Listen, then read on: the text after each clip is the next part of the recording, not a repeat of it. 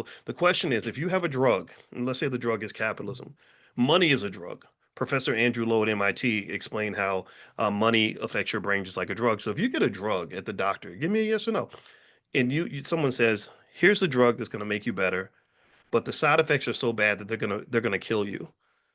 Would you take that drug? Would you want a drug that maybe, I don't know, heals your cold but gives you cancer?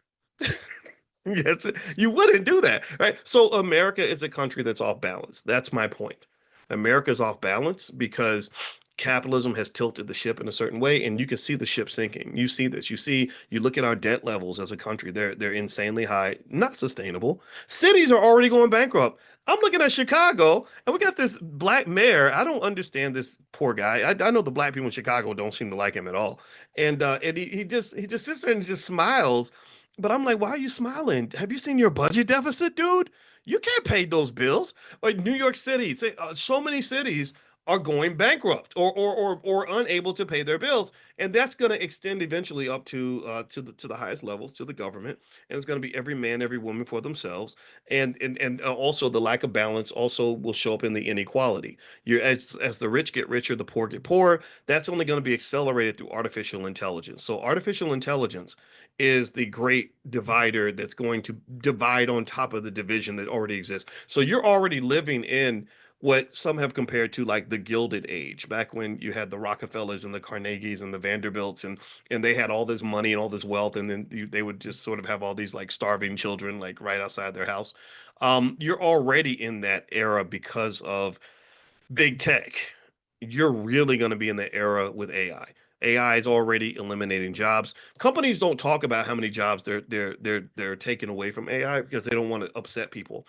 So they have good language to use around it to keep people from scaring the hell out of people. But believe me, they're taking the jobs because of AI. So I think understanding AI and investing in AI is the best way to prepare for AI.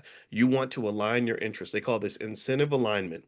Incentive alignment means you want to align your money, your bank account, your situation with the people that are winning. And so AI is winning. And I mentioned to you all, if you haven't picked up that list of AI stocks, just text the word stock to that number 87948, and I'll send you my list of AI stocks.